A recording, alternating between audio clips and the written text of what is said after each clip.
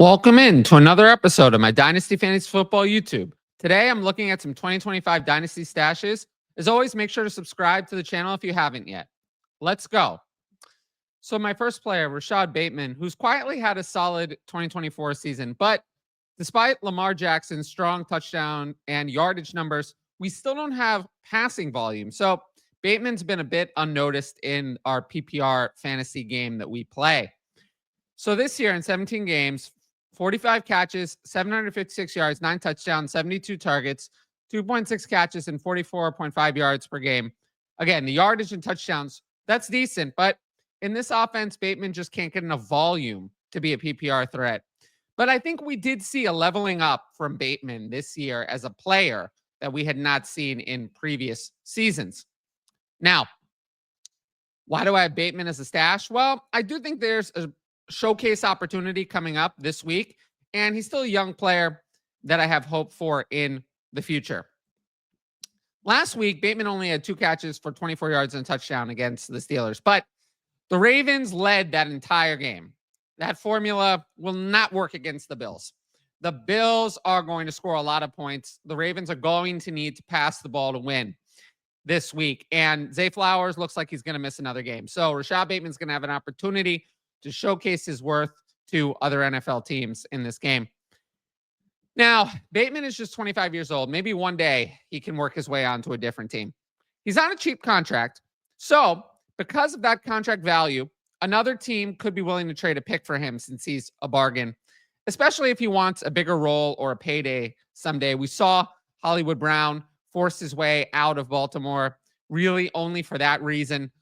Maybe Rashod Bateman is next in line to do that. But regardless, we've seen some talent from him, and you just never know with talented wide receivers. They're usually players to stash if the fantasy value doesn't match the talent that we're seeing on the field. Next up, Tyler Allgeier. So at this stage in the offseason, we often ignore these boring assets, these assets that are not going to gain value right now. But Allgeier had a decent year this year. In 17 games, he played all of them. 137 carries, 644 yards, 3 touchdowns, 4.7 yards carry, and 11 catches for 88 yards. Of course, Allgeier was just a backup or a handcuff to Bijan Robinson. But Allgeier was effective in the Zach Robinson offense. He looked good this year, unlike 2023 when he did not look good in the Arthur Smith offense. Now, why do I have Allgeier as a dynasty stash? Well, he's still young, setting into a contract year in 2025, and he does have a successful 2022 rookie year on his resume. So Allgeier's 24 right now, turns 25 in April, and his rookie contract expires after the 2025 season. So next year is his walk year. Now, Bijan Robinson has played all the games, basically, outside of that one sickness in his first 2 years. But we know that if Allgeier ever gets an opportunity to be the starter, that he can succeed in that role as a starter in 2022. He had 1,035 rushing yards at 4.9 yards to carry. So he did have success in Arthur Smith's system in 2022, just not in 2023. I'm not sure why. Regardless, I do think that Allgeier is one of the best backup handcuff running backs in the NFL. So after 2025, he could be a coveted free agent, and this might be a time to get him onto your team as a throw-in a bigger deal. You never trade for these players directly, but this could be someone, maybe, we never want to root for injury, but there could be a value spike in the future. We see running backs come out of nowhere all the time. This could be another player, especially one who's had success in the past. And usually past success is the best indicator of future success in the NFL. So Allgeier would be on my list of players to stash. So the Panthers had kind of an interesting season this year. And I think most of the season attention was on Bryce Young. And a lot of people were saying, well, there were no good weapons. No one was really all that good. And that's true. None of the Panthers' weapons put together a complete season. Deontay Johnson was traded. Adam Thielen was injured for a lot of it. Xavier Legette was up and down. But of the players, Jalen Coker, to me, stands out as someone to stash because he quietly had a strong rookie campaign, especially for UDFA. So in 11 games, 32 catches, 478 yards, 2 touchdowns, 46 targets, 2.9 catches, and 43.5 yards per game. He was decent once he got playing time. He averaged far more yards per game and yards per target than Xavier Legette. And Coker averaged 3.6 catches and 51.2 yards per game over the final 5 games. Now, you might say, well, this split is arbitrary, right? Why only count the final 5 games? And I do usually agree. People who make arbitrary splits are probably just finding something to, support their argument. But in this case, it's not just the catches and yards. It's that Coker's role changed over this period. This is when he started playing a full snap share, 80% of snaps or more. He didn't do it before this final 5 games. He did it after. So why do I have Coker as a dynasty stash? Well, the advanced stats are pretty strong considering the situation, and his competition unimpressive. So Coker averaged 1.78 yards per route run, which is 46th among wide receivers. Now, I get that's not amazing. And considering the state of the team, I think it's pretty good. But Xavier Legette was a miserable 1.22 yards per route run. I mean, that's in failure territory. 84th among wide receivers. It is very possible that Jalen Coker is the best wide receiver currently on the Panthers. Xavier Legette did not impress me. Did not impress me at all. Not at all in 2024. Nothing that impressed me. Adam Thielen is going to be 35 heading into 2025. Yes, the Panthers are going to add some receiving weapons. They are going to add, at a minimum, one major wide receiver. But I can't help but shake the idea that Jalen Coker should be a starter next year. I mean, he played really well. Maybe the draft capital sinks him, but he played really well, and it is hard to ignore. I do like Bryce Young's development. So for me, Coker's going to be someone to stash, especially if he gets dropped from rosters, if the Panthers add a bunch of wide receivers in free agency. I'm not going to forget about Coker's performance this year. Now, if you like my YouTube content, you should sign up for the Patreon. Right now, I'm offering a 50% discount at all tiers using the code TylerYT. You can click on that link, patreon.com/fantasyadvice, to sign up. And this discount will be offered until the beginning of free agency. And then I think we'll do, some other form of discount after that. And I think there'll be no discount, as we get into redraft season. But since this is the quietest part of the year, 50% discount off your first month. You get my rankings. Rookie ranks were just posted. So those are included. Access to the Discord, all my write-ups. I've been doing write-ups about every NFL team. And, of course, the ability to ask in advance questions for the YouTube videos, which we'll get to at the end here. Tiers begin at just $6 a month, $3 with discount, and include all of what I just went through, plus options for DM fantasy advice, direct messages at higher levels. If you want to know more about the Patreon, check out my Why You Should Join the Patreon videos on the channel. They're on the channel's homepage. And I'm planning on doing another one next week. I think Wednesday, the Wednesday video next week will be a Patreon promo video, so look out for that. With all that being said, the main thing that I'm selling right now is that rookie content will only be done for patrons through April. If you want my rookie takes, it's not going to come on here.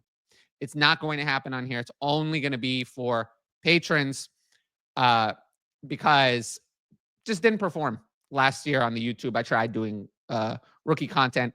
Didn't really perform until April, so I'm going to save that as a perk for my premium subscribers until that stage.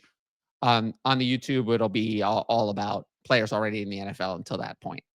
And yeah, I'm active in there 24/7. I mean, we have discussions in there all the time. And, if you notice the Patreon promo is getting longer, that's obviously a signal that I feel that the Patreon promo needs to be longer. I don't know how else to sell it. It is what it is, but I am focusing on the Patreon as the key product that I'm offering, and that will be my strategy moving forward. That's not going to change.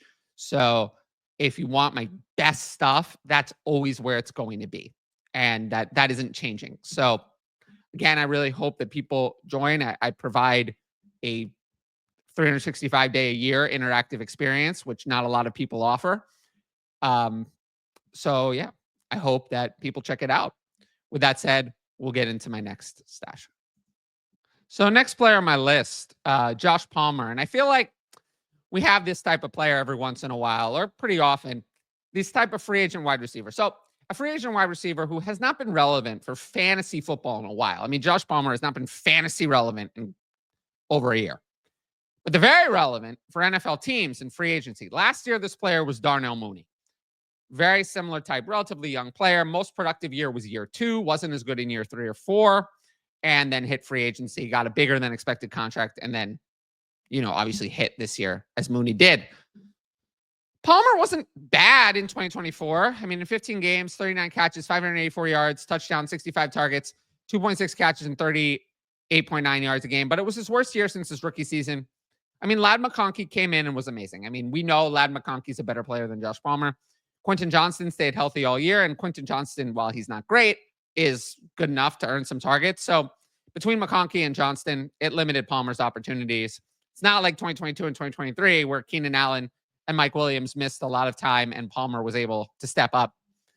However, NFL teams are going to look in free agency, and there are just so many more available wide receiver spots than there are available wide receiver free agents. Palmer had 2 really strong seasons before this one. In 2022, he averaged 4.5 catches a game. Wasn't as good on the yardage. In 2023, he averaged 58.1 yards per game. So we saw that in 2022, he could get volume. I mean, 4.5 catches a game is a lot. That's over 70 over a season. And 58.1 yards a game is really, really solid. So he's been a good real-life wide receiver for many years. NFL teams are going to see this. Palmer turns 26 in 2025, and again is going to earn a bigger contract than people expect. We saw last year with Mooney, Gabe Davis, that NFL teams will pay for these free agent wide receivers. And again, it's because there's a lot more need at wide receiver than there are actual free agent wide receivers. I mean, if we look at the 2025 draft class, there's 3 to 5 players maybe you can count on as a week 1 starter at wide receiver. So NFL teams are going to see that. Just like they did with the running back class last year. Remember, everyone said the 2024 draft running back class was bad. So what did we see in 24 running back free agency? We saw a lot of them get contracts. Reverse that for wide receivers this year. Outside of T. Higgins, almost every other free agent wide receiver is either north of 30 or coming off a severe injury or both in the case of Stephon Diggs. So there's not a lot of free agent wide receivers.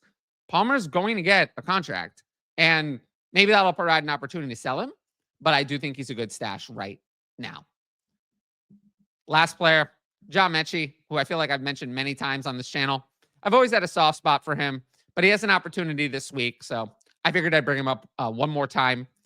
This year, 13 games, 24 catches, 254 yards, touchdown, 37 targets, 1.8 catches, 19.5 yards a game. Hasn't really done much. Kind of got stuck behind Nico Collins, Stephon Diggs, and Tank Dell, and then honestly failed to make a big impact even when those players were injured. So it wasn't really an impressive year, but we did see that he has an opportunity in the playoffs. Last week, he had 4 catches, 28 yards, and 8 targets. He had to step up after Deontay Johnson did nothing again. And Johnson was cut this week. So the Texans are really big underdogs against the Chiefs. They also placed Cade Stover on IR. So they don't have Stover, who was their tight end too. They don't have Deontay Johnson. They don't have Tank Dell. They don't have Stephon Diggs. So they're going to be forced into 11 personnel. And other than Nico Collins, their other wide receivers are Metchie, Robert Woods, and Xavier Hutchinson. So they're really, really lacking, and Metchie could easily step up. I mean, 8 targets last week. All it takes is one big game to revitalize dynasty value, especially for someone like Metchie, who was a really good prospect. I mean, he was a second-round pick, early second-round pick in 2021 NFL draft. I feel like he would have been good if not for the leukemia that cost him his entire rookie year. Metchie's still just 24 years old. He was an early declare into the draft. And, you know, he led Alabama in receptions in 2021, despite playing with Jameson Williams. And he also managed some relevance in 2020. I can't get my years. Years are all blending together. I've been doing this too long. but he was relevant in 2020 alongside Devonta Smith and Jalen Waddle. So, hopefully we see something from John Metchie this week. But even if we don't, it's always a player I'm rooting for. So I always find a reason to mention him on the channel. So I've got one piece of NFL news. The Titans hired Mike Borgonzi. It got pronunciation issues today. Can't tell. I'm kind of out of it today. It's been a long day, but was previously the Chiefs' assistant general manager. I think it's a great hire. Lots of experience working with Brett Veach, and I fully trust him to handle the number 1 overall pick. So we're going to see, but I'm excited for this, and hopefully the Titans are better with their new rookie quarterback. Now, got a couple of Patreon questions, so let's get into that. What are your thoughts on DJ Moore and his dynasty value moving forward? I don't know. I'm just not that interested in DJ Moore, right? I mean, he's 28 years old. He's not devalued enough to be a value. Like, Adam Thielen is a value. Keenan Allen this offseason was a value. But DJ Moore's not devalued enough to be a value, but he's not enough of a difference maker for me to want to spend on him. So it's kind of like he's in that wrong in every way range. So he's there. Am I going to be trading for DJ Moore? No. Am I going to be drafting DJ Moore? I doubt it. It's just, to me, 28 is already old for a dynasty asset, but I think people don't value him that way. So that's kind of when I start devaluing. So yeah, generally I find that it's not, a hard and fast rule for wide receivers, but typically wide receivers were 27, 28. I'm not usually in on, although Chris Godwin last year was an exception and that looked good before his injury. So it kind of depends, but in general, I found DJ Moore's overpriced for me. So it's kind of my take on DJ Moore. Not super positive. In a startup, if I draft Trey McBride early, is there any reason to draft a second tight end before the much later rounds? Well, we draft for value, so I'm open to it. I don't tend to like the value of the mid-range of tight ends, like your Hawkinson, Kittle, Kraft, that type. But I don't mind drafting one if the value says so. In a non-tight end premium, I'm more likely to bypass it. It's just, I really think tight ends are mostly irrelevant. I'm unlikely to even have Trey McBride in a non-tight end premium.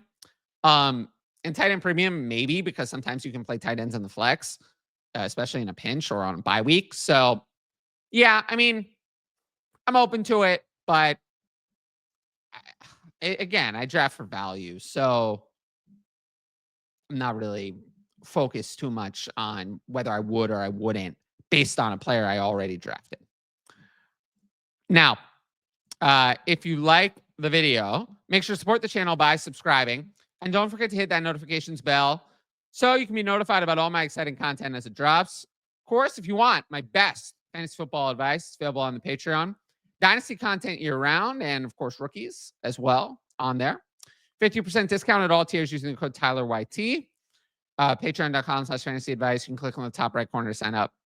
And every sign up helps support this independent content. But once again, thanks for watching, and I'll see you all later.